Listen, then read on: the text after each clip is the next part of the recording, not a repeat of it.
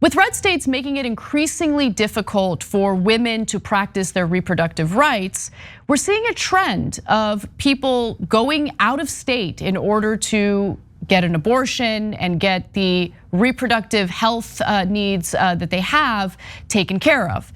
Now, unfortunately, there are some rabid, draconian right-wingers who have caught on to this, and they want to model legislation after what's going down in Texas in order to prevent women from being able to travel out of state for an abortion. So in other words, they want to legislate outside of their own jurisdiction just to ensure that they're controlling the lives and bodies of women. Now, in this case, we have a female lawmaker, a state representative in Missouri, who is introducing a provision that you should know about. There she is. I'm sure she'd have you believe that she cares about unborn babies, she cares about human lives, was very much against expanding Medicaid in her state, which would also save lives. But hey, Republican hypocrisy is honestly the most common thing in this country at this point. But let me give you the details about what she's trying to do. An unusual new provision introduced by State Representative Mary Elizabeth Coleman would allow private citizens to sue anyone who helps a Missouri resident obtain an abortion out of state using the novel legal strategy behind the restrictive law in Texas that since September has banned abortions in that state after 6 weeks of pregnancy. So let's do a little bit of a rewind here because I want to make sure that everyone's on the same page. You might have missed that Texas story. Texas had banned abortion past 6 weeks, meaning that most women would not be able to get an abortion because most women don't even know they're pregnant at 6 weeks. But putting that aside, the way that they have decided to enforce that new law is by allowing private citizens to sue abortion providers, sue Uber drivers, sue anyone that is helping to allow that woman to carry out the abortion, right? Any woman who is doing this illegally or is suspected of doing this illegally, this law would not be enforced by the lawmakers. That's how they're trying to kind of bypass the fact that this is insanely unconstitutional. They're saying, look, it's private citizens that are enforcing this law, not us lawmakers. It's not the government enforcing the law, it's just private citizens. And the private citizens, by the way, get a bounty. $10,000 for doing it. And so you have all these right wingers who have nothing to offer you to honestly improve your lives.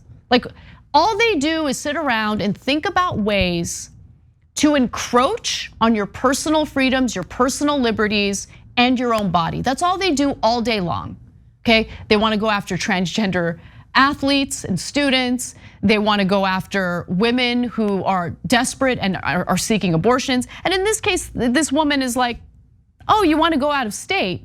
No. We gotta hound you. We gotta follow you. We gotta go after you and ensure that you're so intimidated and people around you are so intimidated by us that they would not in any way allow for you or help you to get an abortion out of state, outside of Missouri's jurisdiction. Let me give you more. Her amendment would also make it illegal to manufacture, transport, possess, or distribute abortion pills in Missouri. And that's one way that some women in these red states have been able to get an abortion when it's incredibly difficult to do it by going to a clinic. They'll find a way to get the abortion pill, and there's been a war on that as well.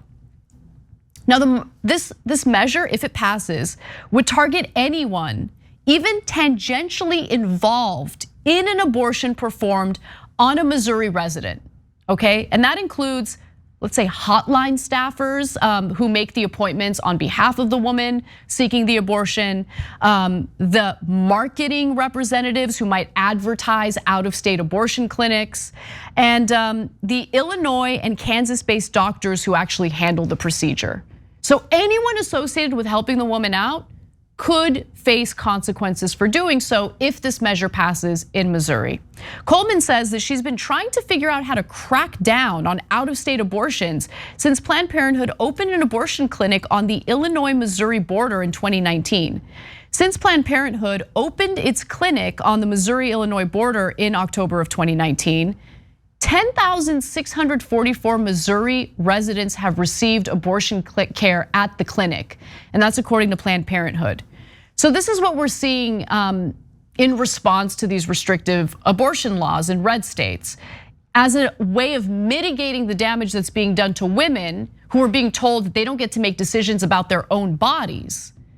They're opening up these clinics like on the border of these states. And in this case, we're talking about Illinois opening up an abortion clinic on the border with Missouri.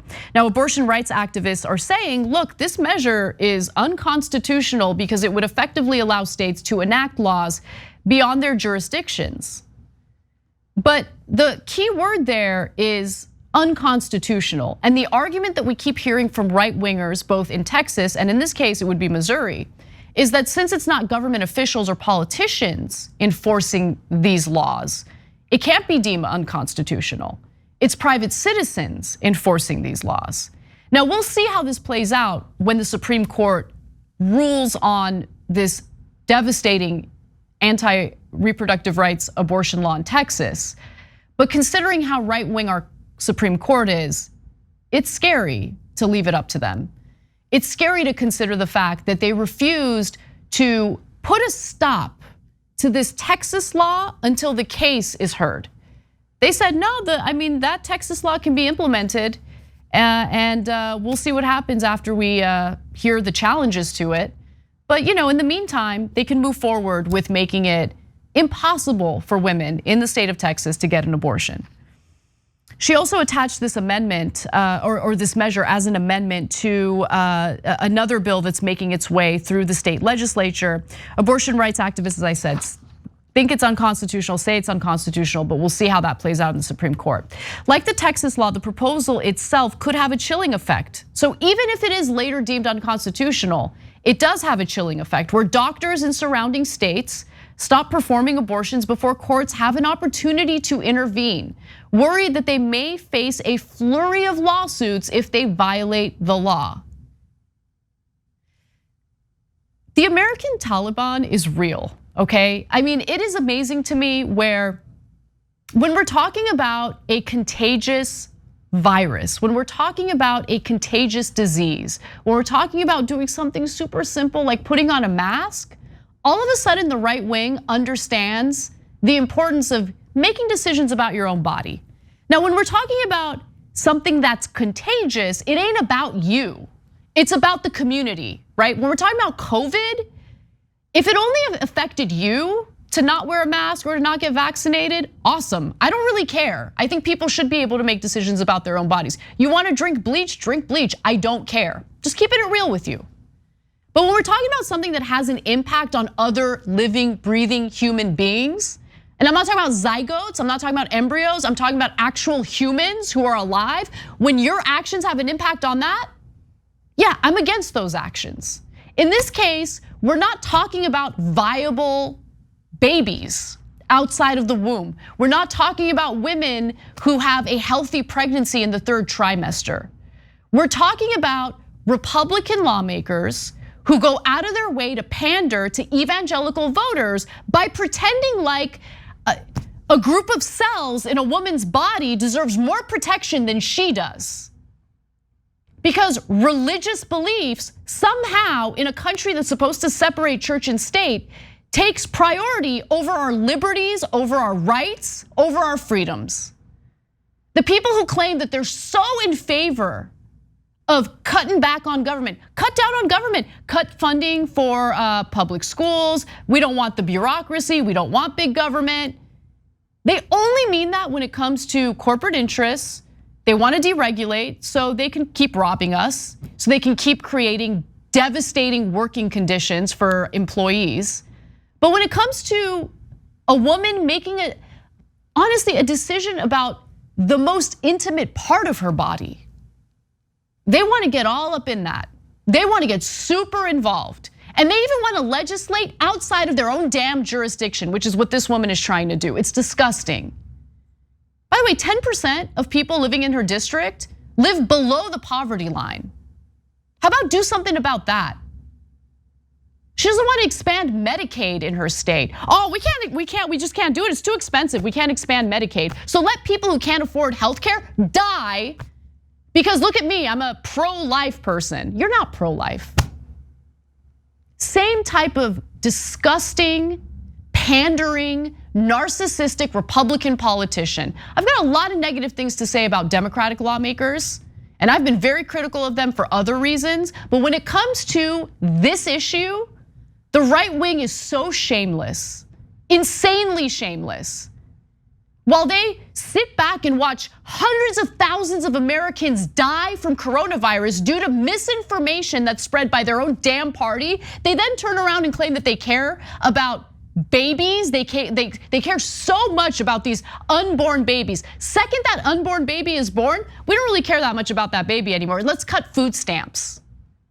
You know, all these people who want government handouts. Senator Rick Scott is doubling down on his proposal to make low-income earners, the people who are so, like, not only living paycheck to paycheck, they can't even afford basic needs, basic necessities. He wants to ensure that we tax them because he's so sick of them, taking government handouts, as he would say.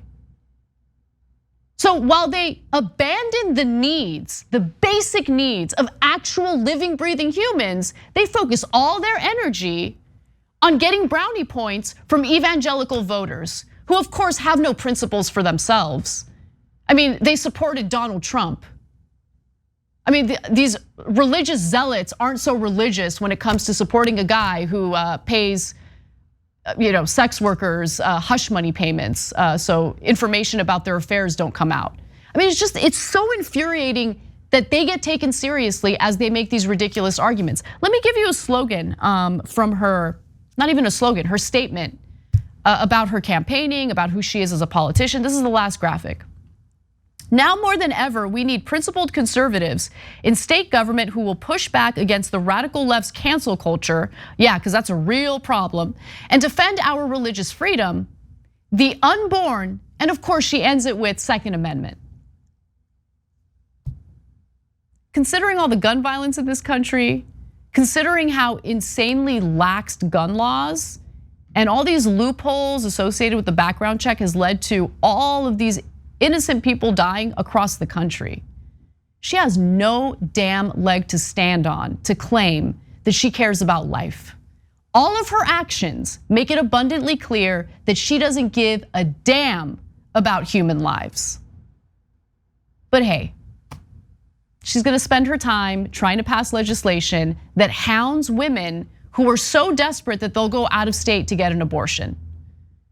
I'm sure it'll be the happiest day for this woman when the women living in her state, when constituents in her state go back to severe infections thanks to coat hanger abortions or back alley abortions.